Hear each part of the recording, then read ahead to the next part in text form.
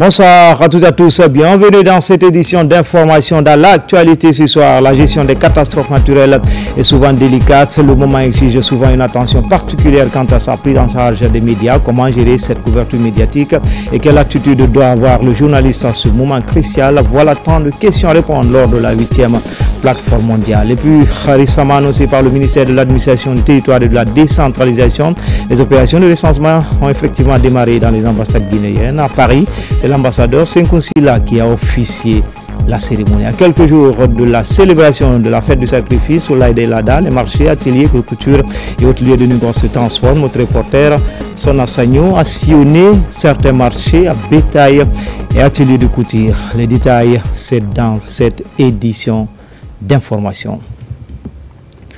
Voilà pour le sommaire. Encore une fois, bonsoir à tous et bienvenue dans cette édition d'information. Tout d'abord, l'émissaire du secrétaire général des Nations Unies pour l'Afrique est à Conakry.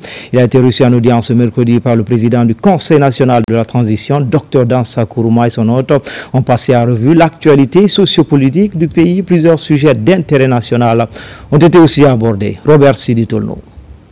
À la tête d'une forte délégation onusienne, l'émissaire du secrétaire général des Nations Unies pour l'Afrique et du Sahel a été reçu en audience par le président du Conseil national de la transition, Dr Dansa Kourouma. À travers cette visite de courtoisie, Leonardo Santos Simao est venu s'imprégner de la situation sociopolitique de la Guinée et surtout réaffirmer l'engagement de l'ONU à accompagner le pays dans son élan de retour à l'ordre constitutionnel. Nous avons échangé sur le travail déjà fait, mais aussi la perspective de l'avenir qui va aboutir avec les élections et avoir au milieu le référendum de la nouvelle constitution. On salue le travail extraordinaire que la CNT amène vers la normalisation de la vie politique du pays. C'est un travail extraordinaire qui doit aussi inspirer d'autres pays qui ont des difficultés de transition et même par elles avoir le courage et l'inspiration nécessaire pour surmonter ces difficultés. Il y a aussi l'implication de la CNT dans le développement économique, surtout avec l'implication dans les projets Semendo 2040. En recevant cette délégation, le président du CNT s'est réjoui de la démarche. Dans son intervention de circonstances, Dr Dansa Kourouma est revenu sur les acquis de son institution et ses perspectives. Il a ensuite éclairé la lanterne de la délégation onusienne sur l'évolution de la situation sociopolitique du pays. De retour de la Chine, les représentants guinéens vice-champions du monde dans le domaine des réseaux sociaux sont au palais de la Colombe de Boulpinès. C'est une performance historique lors de la finale mondiale WAUCT à laquelle plus de 217 000 candidats ont pris part. Juste après, Amadou Riba reçu en audience le secrétaire général des Nations Unies pour l'Afrique de l'Est et le Sahel. Retour sur ces deux audiences avec Ousmane Bangoura.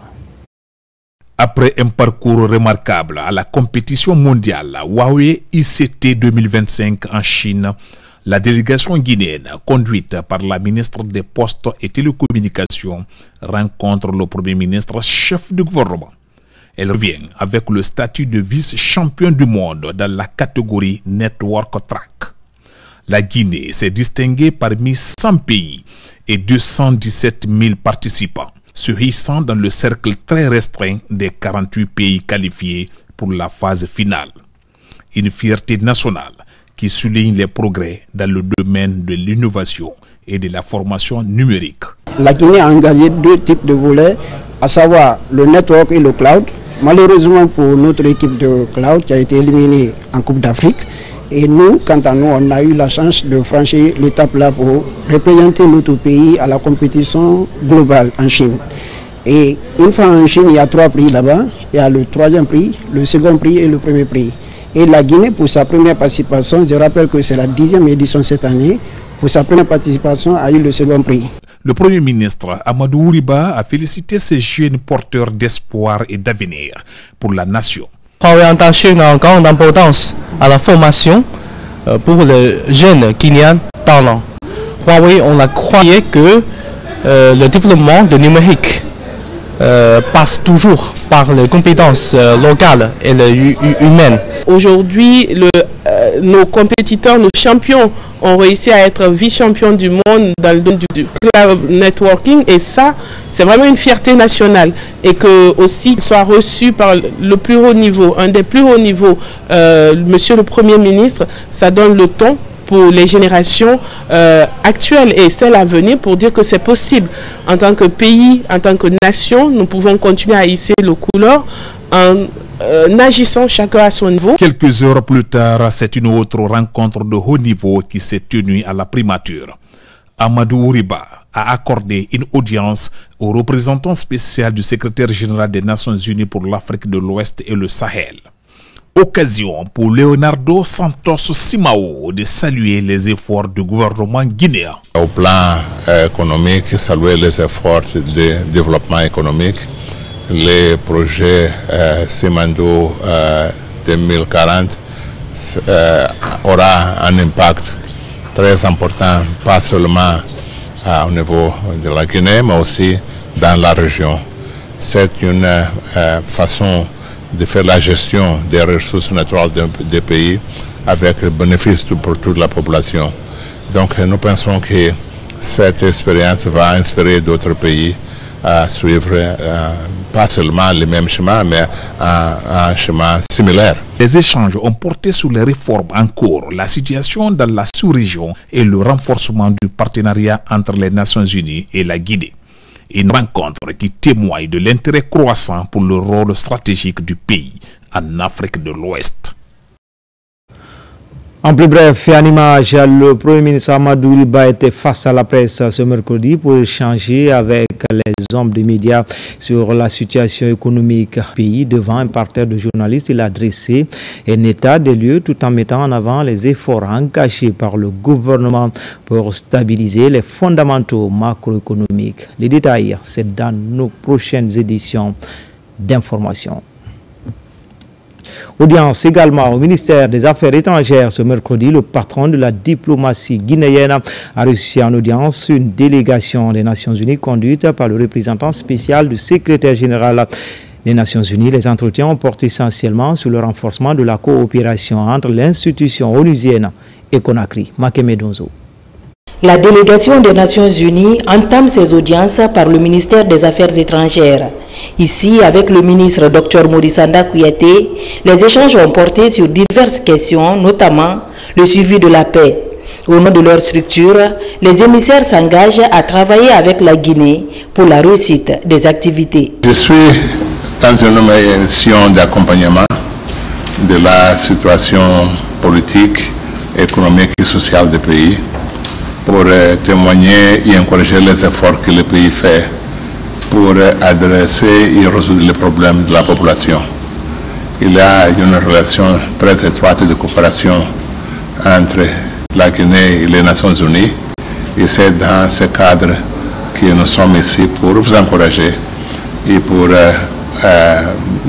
montrer aussi notre disponibilité de continuer à travailler avec vous.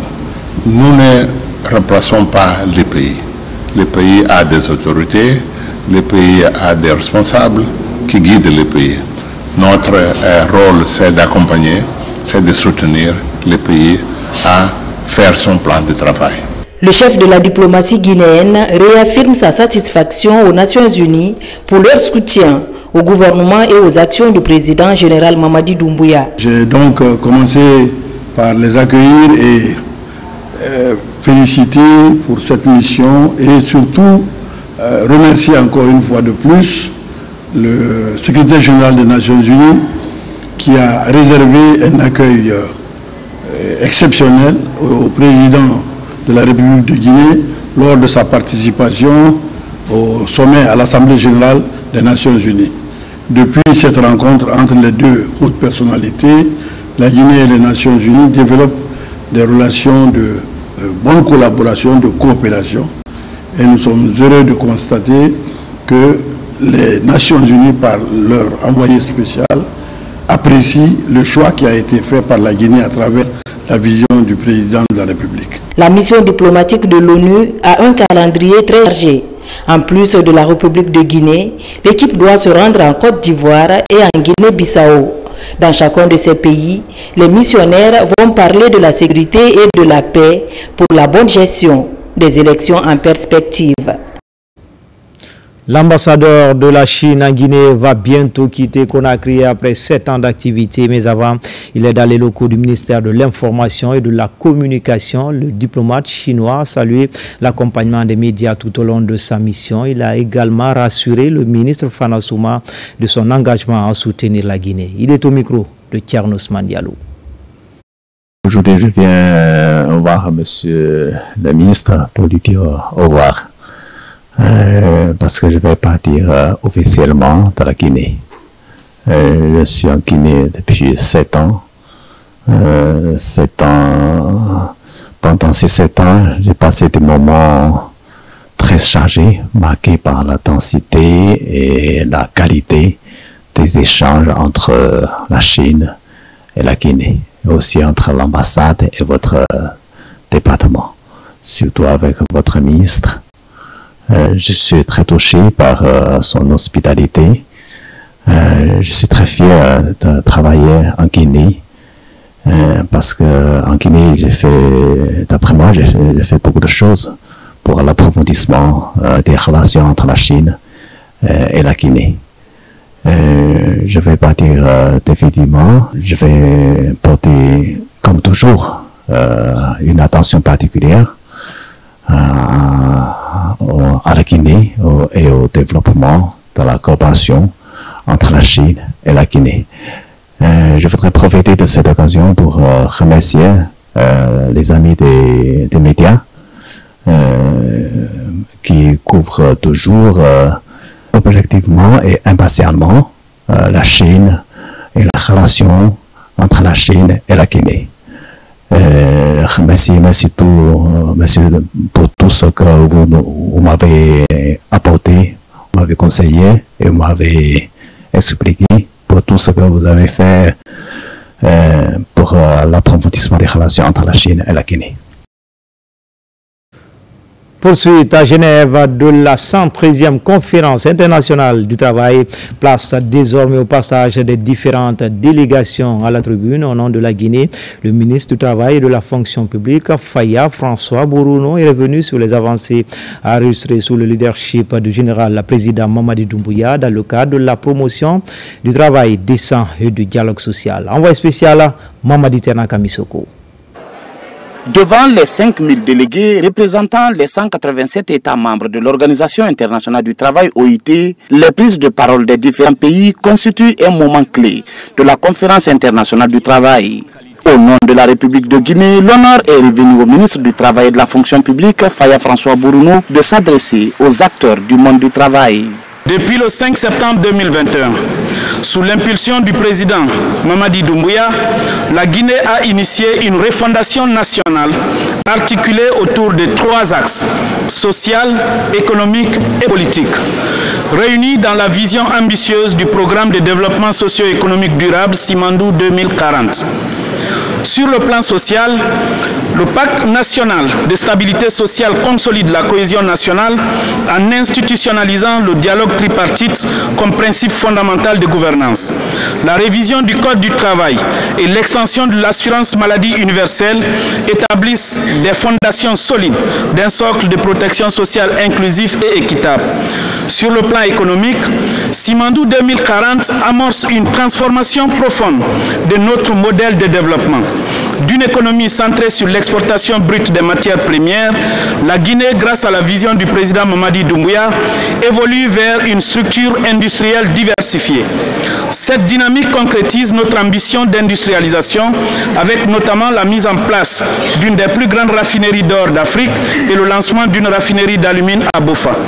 Parallèlement, la Guinée place désormais le capital humain au cœur de sa stratégie économique et sociale, comme l'illustre la création de Simandou Academy, dédiée aux métiers industriels, miniers, numériques, agroécologiques et environnementaux. Le nouveau programme Pays pour le travail décent PPTD, couvrant la période 2025-2029, est récemment signé trace une feuille de route claire pour la Guinée. Il est donc indispensable de se doter d'instruments appropriés permettant de transformer l'usage de l'IA en opportunité afin de promouvoir l'agenda du travail décent, renforcer les compétences humaines et préserver l'emploi dans la dignité. Notre engagement concret en faveur du travail décent s'est traduit par l'adoption récente de la Convention collective des mines et carrières qui garantit de meilleures conditions aux travailleurs de ce secteur clé. Le programme Pays pour la promotion du travail décent 2025-2029 élargit la couverture santé, formalise progressivement l'économie informelle et fait de la sécurité au travail un droit fondamental. La Guinée occupe désormais une position favorable au sein de l'OIT. Les réformes en cours suscitent déjà l'intérêt et l'adhésion des partenaires sociaux, témoignant des progrès notables enregistrés par le pays dans le domaine du travail. La gestion des catastrophes naturelles est souvent délicate. Le moment exige souvent une attention particulière quant à sa prise en charge par les médias. L'information, la bonne, doit être diffusée au bon moment et selon les circonstances. Comment gérer cette couverture médiatique et quelle attitude doit avoir le journaliste en ce moment crucial? Voilà tant de questions que les journalistes tentent de répondre lors de la 8e plateforme mondiale. Depuis Genève, voici la correspondance de Safia Toukonde. La plateforme organisée par le Bureau des Nations Unies pour la réduction des risques de catastrophes se déroule sur plusieurs jours et comprend une série de sessions plénières, d'ateliers thématiques et d'événements parallèles. Les discussions portent sur un large éventail de sujets allant de la compréhension des risques à l'investissement dans la prévention, en passant par l'amélioration de la préparation aux catastrophes et la construction post-catastrophe. Chaque fois qu'il y a catastrophe, ce sont des vies perdues. L'économie est impactée jusqu'au PIB.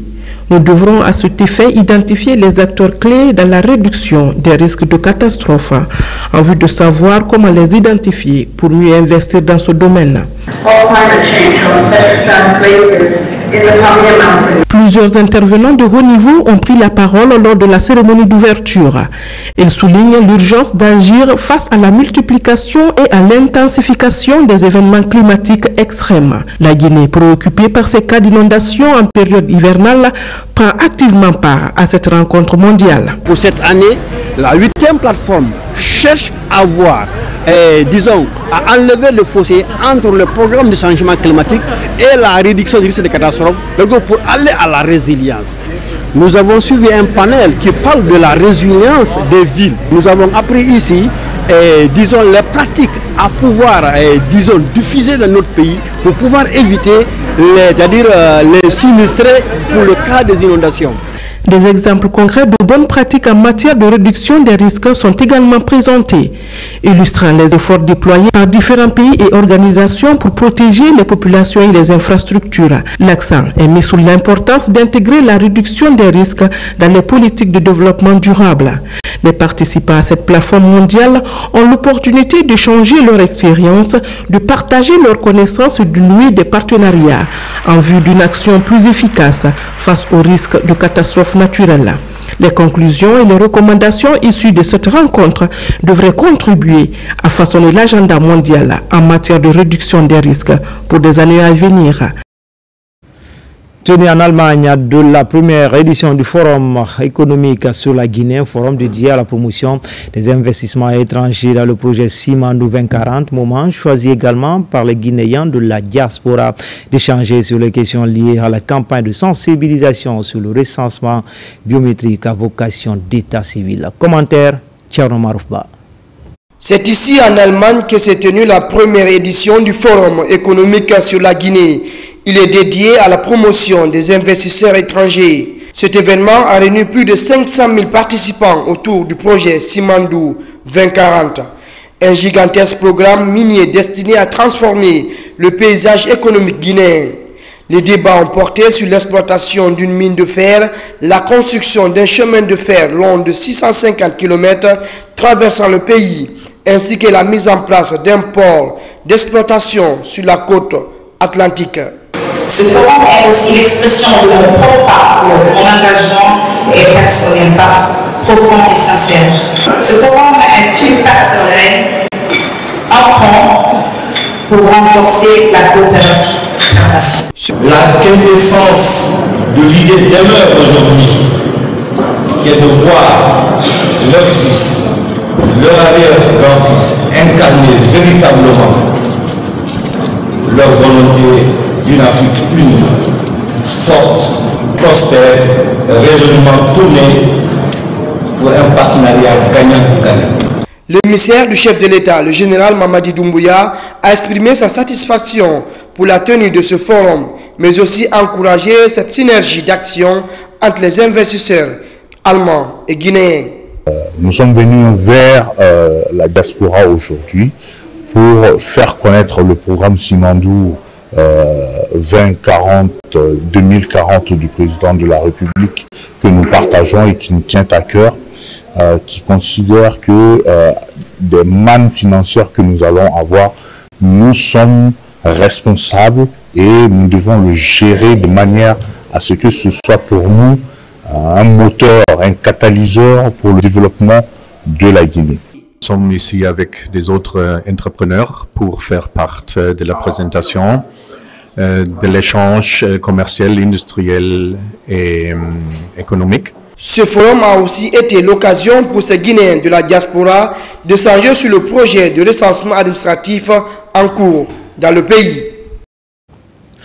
Dans le volet PNR, avec le lancement de la formation des agents recenseurs au niveau de la France pour la circonstance, guide des kits de recensement ont été remis aux représentants de certaines grandes villes françaises retenues pour le recensement des Guinéens établis en France. Sekou Fernand Kourouma, alia John Kita. Le programme national de recensement à vocation d'état civil, en plus de couvrir les populations vivantes au pays, va se poursuivre au niveau des Guinéens établis à l'étranger. C'est dans ce contexte que le gouvernement, pour mieux mener l'opération au compte des Guinéens vivants en France, a lancé la formation des agents recenseurs. Lieu de cette formation, l'ambassade de la République de Guinée à Paris. Nous sommes plutôt très satisfaits de tout cet engouement qui est manifeste aujourd'hui de la part de nos concitoyens qui ont fait le déplacement des différentes provinces de France pour suivre cette formation. Et nous sommes convaincus que le choix porté sur les éléments qui ont été choisis sur la base de leurs compétences feront satisfaction à l'ensemble des populations relevantes de la juridiction de Paris.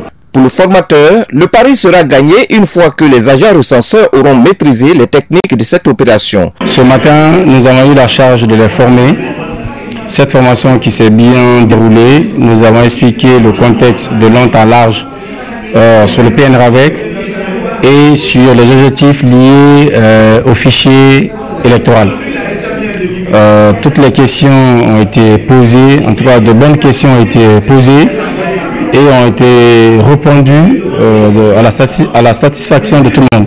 Avant d'ouvrir cette séance de formation à l'intention des agents recenseurs, le diplomate guinéen à Paris a prêté serment avec quelques-uns de ses conseillers, histoire de confirmer le sérieux qui doit caractériser la dite formation. 8 grandes villes de France sont retenues pour abriter les opérations de recensement. Elles ont toutes été dotées de kits devant permettre la tenue correcte du processus.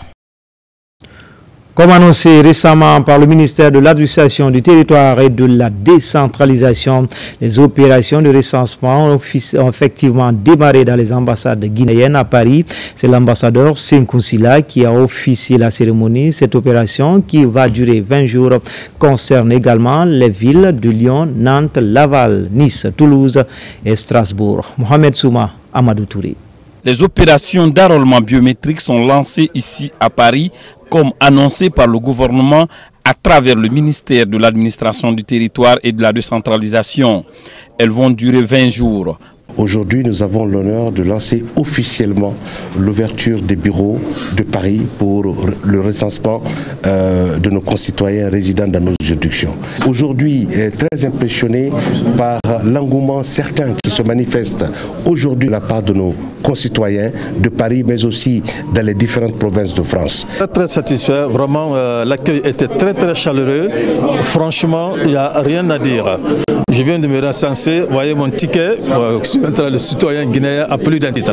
Pour réussir l'opération, Le ministère de l'administration du territoire et de la décentralisation, à travers le programme national de recensement administratif à vocation d'état civil, en rapport avec la direction des affaires politiques et de l'administration électorale, a réuni les conditions d'un meilleur déroulement des opérations à travers l'envoi d'opérateurs de kits accompagnés de cadres du département mandatés à veiller à l'exécution correcte des opérations.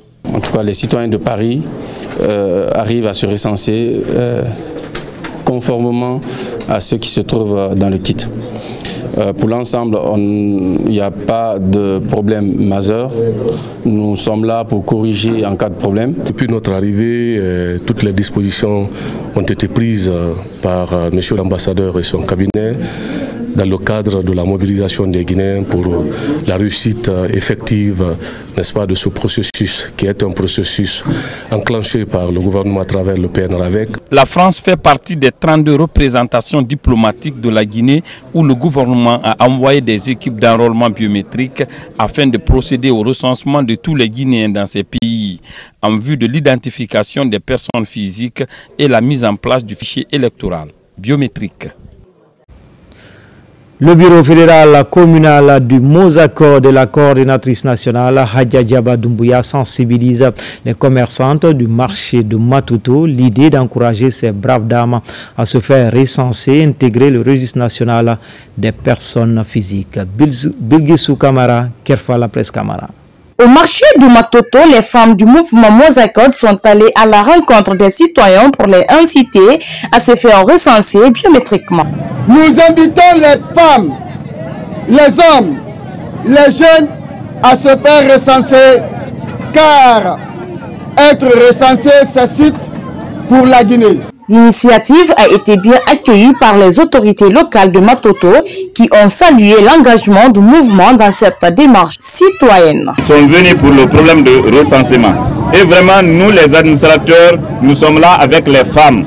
Nous acceptons toujours pour que ces femmes-là aillent se recenser. Nous sommes très enthousiasmés. Je voudrais d'abord vous remercier très sincèrement, remercier la fédération et le mouvement en général. Je voudrais très sincèrement vous féliciter pour cette mobilisation et pour les idées mères, phares, avancées dans le cadre de la mobilisation pour le recensement national. Hawa Djenab Kamara, membre actif du mouvement Mosacor, a exprimé sa satisfaction. Mon message s'adresse aux femmes. Ces femmes qui se battent nuit et jour pour subvenir aux besoins de leur famille.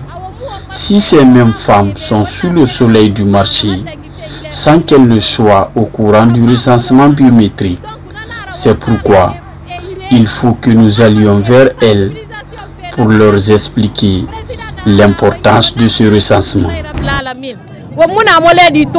Par cette action, le mouvement Mosacor confirme une fois de plus sa volonté d'accompagner les citoyens de Matoto dans leur démarche administrative, une initiative qui témoigne de l'importance de la sensibilisation et de l'engagement communautaire pour garantir les droits et le bien-être des populations.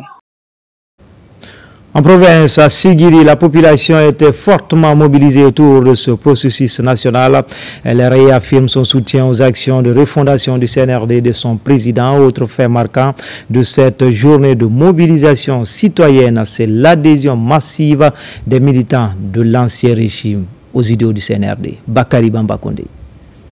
La dynamique de soutien aux actions du comité national du Rassemblement pour le développement CNRD et au chronogramme de la refondation nationale se poursuit à travers le pays. Ce week-end, la préfecture de Sigiri a connu une forte mobilisation populaire à l'initiative du mouvement Main dans la main autour du recensement biométrique en cours dans le cadre du PNRAVEC, Programme national de recensement administratif à vocation d'état civil. Fait marquant de cette mobilisation citoyenne, la démission collective de nombreux anciens partisans du régime précédent. En effet, l'ensemble des 33 sections, des 103 sous-sections et 596 comités de base de l'ancien parti au pouvoir, le RPG, ont officiellement quitté leur rang pour rallier les idéaux de la transition menée par le CNRD. Cette décision fortement symbolique marque une nouvelle ère d'adhésion populaire aux efforts de refondation engagés par les autorités sous le leadership du général Mamadi Doumbouya. On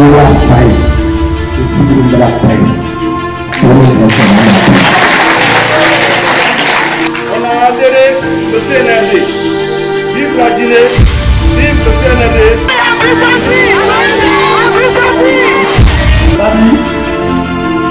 Les gouvernements qui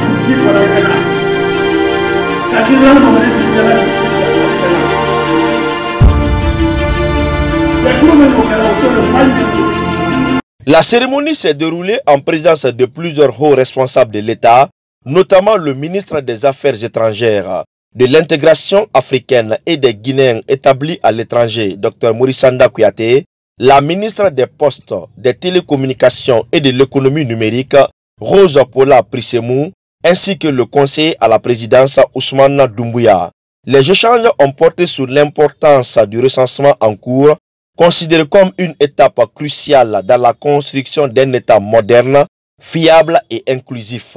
Les autorités et les membres du mouvement main dans la main ont saisi l'occasion pour inviter tous les citoyens âgés de 10 ans et plus à se faire recenser, insistant sur le fait que l'exercice du droit civique commence par cette démarche essentielle. Ils ont unanimement salué cet engagement populaire à Sigiring et ont encouragé la jeunesse guinéenne à cultiver l'esprit d'équipe tout en rappelant l'importance de participer activement à la refondation en cours. Ils ont également souligné que cette mobilisation citoyenne prouve que la refondation engagée depuis le 5 septembre 2021 est en phase avec les aspirations profondes du peuple souverain de Guinée. Dr Maurice Sanda Kouyaté a, au nom du chef de l'État, salué cette décision historique de ses militants de rejoindre le chef de l'État dans sa dynamique de refondation de la Guinée. À travers cette démonstration de foi en l'avenir, les populations de Sigiring ont une fois de plus envoyé un message sur le chemin du renouveau. Le recensement biométrique, socle de la réforme électorale et de la modernisation de l'État civil, est en train de devenir un véritable catalyseur de cohésion et d'unité nationale. Dans le reste de l'actualité, le plan national des pêcheries au compte de l'année en cours est disponible au ministère de la Pêche et de l'économie maritime. Après son adoption, l'heure est à la vulgarisation avec l'appui du programme régional de conservation maritime pour l'Afrique de l'Ouest. La direction nationale des pêcheries vient d'organiser une rencontre des acteurs dans ce sens. Explication, Nabi Kamara. Dans le cadre de la préservation et de l'exploitation rationnelle des pêcheries sur le littoral guinéen, le ministère de la Pêche et de l'économie maritime a élaboré un plan d'aménagement et de gestion à cet effet. Ce cadre commun qui guidera les actions de ce département pour les années à venir fera bientôt l'objet d'une campagne de vulgarisation et d'appropriation au niveau des acteurs socio-professionnels de la pêche. Le plan d'aménagement, nous élaborons chaque année et les utilisateurs sont à 90% des analphabètes. Je vais parler des acteurs socio-professionnels qui sont des débarcadères. Les 80% ne sont pas lettrés. Donc, il faut faire la vulgarisation au niveau des débarcadères pour leur faire comprendre c'est quoi le plan d'aménagement et qu'est-ce qu'il y a dans le plan d'aménagement. Vulgariser dans nos langues. Dans la perspective justement de cette campagne d'envergure, la Direction nationale de l'aménagement des pêcheries, en collaboration avec le partenariat régional pour la conservation de la zone marine côtière en Afrique de l'Ouest, a invité les cadres impliqués dans la mise en œuvre à une rencontre d'échange en vue d'un éventuel succès. Le PAGPM 2025 incarne une amélioration de la gouvernance halieutique de la Guinée. Il consolide l'état de droit dans le secteur de la pêche en fixant les règles claires et équitables, en renforçant la transparence et en outillant l'administration pour lutter efficacement contre la pêche illicite, non déclarée et non réglementée. Le département de la pêche et l'ensemble des institutions concernées travailleront sans relâche pour que les mesures adoptées ne restent pas lettres mortes, mais se traduisent concrètement sur le terrain. Le plan d'aménagement et de gestion des pêcheries 2025 est prêt depuis la fin de l'année dernière. En Guinée, l'association Toastmaster existe depuis 13 ans. Ce week-end, ses membres ont célébré les 100 ans de l'organisation par un marathon urbain du rond-point d'Amdallaye à celui de la Bellevue. Les marcheurs ont célébré le chemin parcouru entre paroles, engagement collectif et esprit d'initiative. Maïmouna Bella Diallo et l'âge Ismaël Nabi. Toastmasters International, association éducative mondiale à but non lucratif, célèbre cette année son centenaire. Fondée pour développer les compétences en communication et en leadership, elle est aujourd'hui présente dans plus de 140 pays. En Guinée, la célébration a pris la forme d'un marathon symbolique allant du rond-point de Amdallaye à celui de Bellevue.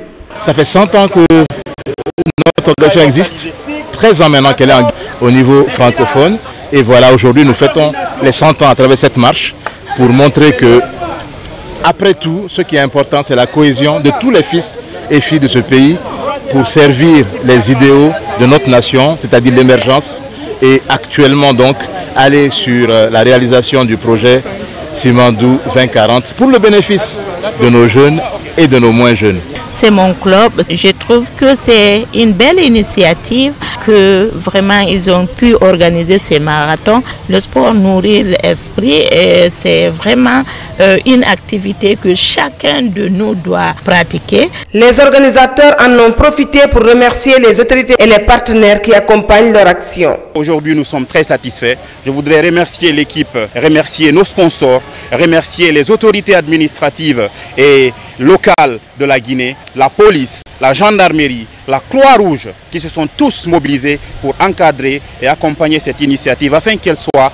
inoubliable. La journée s'est poursuivie à la case de Bellevue où l'ancienne première dame de Guinée a reçu les participants pour un temps d'échange et de reconnaissance. Aujourd'hui, je voulais bien vous voir, mais je ne pourrais pas sortir, c'est pour cela. Je vous remercie beaucoup, je vous souhaite beaucoup de bonheur encore à nous tous, en Afrique et en Guinée. Cette première édition du centenaire en Guinée se veut le point de départ d'un rendez-vous annuel. Les organisateurs annoncent déjà une deuxième édition pour l'année prochaine, avec l'ambition d'élargir encore la portée de l'événement. Comme annoncé dans les titres à quelques jours de la célébration de la fête du sacrifice ou l'Aïd el-Adha, les marchés, ateliers de couture et autres lieux de négoce se transforment. C'est la grande affluence, tout comme dans les gares routières pour le rendez-vous au Bercail. Pendant cette période, le quotidien se transforme pour honorer cette journée sacrée. Notre reporter Sona Sagno a sillonné certains marchés à bétail et ateliers de couture, images et témoignages. À 2 jours de l'Aïd el-Adha ou la fête de Tabaski, les fidèles musulmans se préparent avec ferveur pour célébrer cette journée de sacrifice consacrée à l'immolation du bélier. Partout, l'effervescence de la fête y est présente, comme dans les ateliers de couture et les marchés de Conakry. Ici, les étals débordés d'habits, de fêtes ou encore d'autres objets. Au marché de bétail de Tanen et Aviation, par exemple, les clients et revendeurs essaient chacun de tirer son épingle du jeu. Le marché là, c'est presque la même chose comme l'année passée. Les prix ne varient pas tellement. Les moutons maliens, ça commence chez nous ici à 2 millions, 2 millions 500, 3 millions 500 jusqu'à 4 millions. C'est nous ici.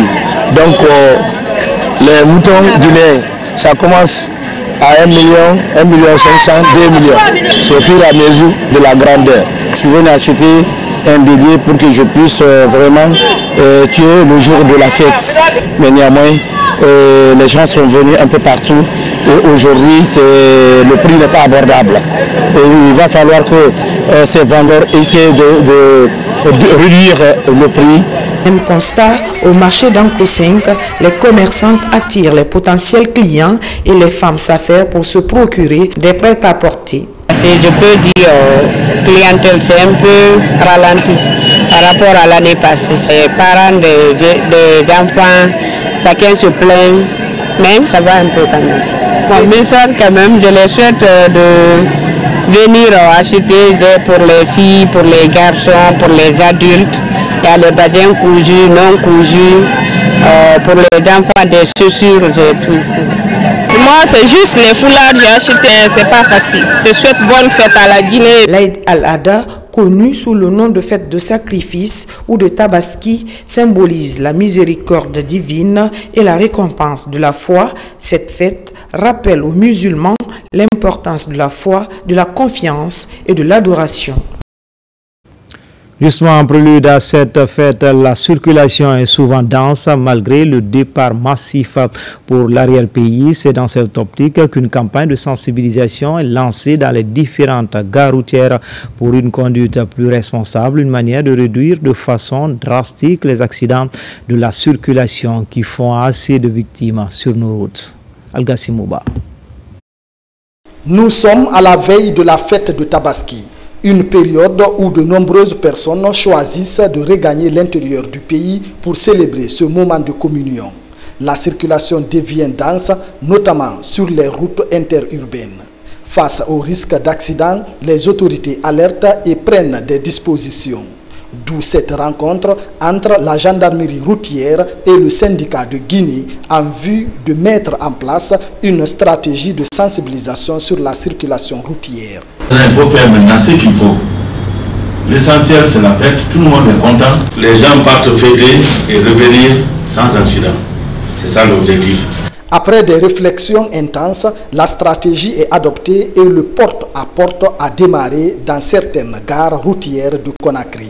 Une manière d'attirer l'attention des chauffeurs, des usagers et des syndicalistes pour une conduite responsable des engins. C'est des moments de rassemblement, de joie, où les familles doivent se retrouver, être ensemble. Et l'objectif, ce n'est pas que les familles soient endeuillées à la veille de ces fêtes. C'est pourquoi nous sommes dans les gares routières, pour demander aux responsables syndicaux de veiller au respect des charges et des surnormes. Il ne va pas y avoir vraiment des véhicules qui vont sortir des gares routières avec vraiment des surcharges. On a un regard très attentif là-dessus. Et la gendarmerie en cette campagne doit aussi veiller à ce contrôle, être rigoureux, exigeant. La campagne de sensibilisation va se poursuivre au-delà de la fête de Tabaski pour préserver la vie des citoyens et renforcer l'éducation civique dans le domaine de la circulation routière. Espace Santé, l'Institut supérieur des sciences de l'éducation de Guinée au secours des indigents malades, une équipe médicale sud-coréenne est déployée depuis 3 jours pour offrir des soins gratuits aux patients à revenus moyens. Plusieurs pathologies sont prises en charge. Les détails avec Mamadou Saliouba. Par dizaines, ils rallient l'Institut supérieur des sciences de l'éducation de Guinée. Sur place, ces patients reçoivent gratuitement des soins de santé offerts par cette équipe médicale sud-coréenne. Une équipe déployée par l'ISEG pour servir la communauté. Le vrai cible de cette ONG, c'est vraiment les indigents, les gens qui n'ont pas suffisamment de moyens pour se faire soigner à l'hôpital avec les coûts qu'on sait. C'est pour cela qu'ils font consultation, soins et médicaments gratuits. Ce partenariat remonte à 2022 et il se concrétise à travers plusieurs actions. Depuis 4 jours, médecins sud-coréens et guinéens se déploient pour soulager ces patients. Ils ont décidé de visiter cette année la Guinée. Il y a plusieurs départements, ophtalmologie, gynécologie, interne, dentaire, et puis ils sont en train de soigner les patients guinéens. Je viens d'être en possession de mon médicament, j'ai reçu 2 injections. Donc je ne dirais pas que je suis guérie ou quoi que ce soit du genre. J'ai espoir que ça va aller. Ces journées médicales sont les fruits d'un partenariat fécond entre l'ISEG, le ministère de la Santé, et les partenaires sud-coréens. Par ces soins, l'ISEG assure une de ses missions fondamentales, celle d'offrir des services de qualité à la communauté. Et puis cette formation à l'intention des leaders religieux, communautaires et parties prenantes sur des opinions souvent divergentes sur l'approche Common Ground. La rencontre s'est déroulée au Centre national de documentation environnementale de Nzérikouré. Mohamed Saloupay, Mohamed Lamine Diallo. Cette rencontre s'inscrit dans le cadre du projet Nani Nani, une initiative portée sur l'approche Common Ground. Elle vise à outiller ces hommes des médias, dirigeants religieux et leaders communautaires clés sur des thématiques liées à l'instauration d'une paix durable en région forestière. Une démarche axée sur le renforcement de la cohésion sociale et la prévention des violences à travers une meilleure gestion des rumeurs et une communication de proximité adaptée au contexte local. La région de Zéro-Corée est une terre de diversité ethnique, culturelle et religieuse. Cependant, lorsque cette diversité est mal comprise ou exploitée à des fins de division, elle peut générer des tensions. Il est crucial de renforcer vos capacités à dialoguer, à comprendre l'autre et à construire ensemble des réponses pacifiques et inclusives. Ce projet s'articule également au renforcement des capacités des acteurs locaux afin de lutter efficacement contre l'exclusion, prévenir les violences et garantir l'accès à une information fiable. La présente session, qui regroupe 18 dirigeants religieux, communautaires et des parties prenantes ayant des opinions divergentes, porte sur l'approche Kamankrang, la recherche d'un terrain d'entente. Le choix des dirigeants religieux pour assister à cet atelier n'est pas un fait du hasard.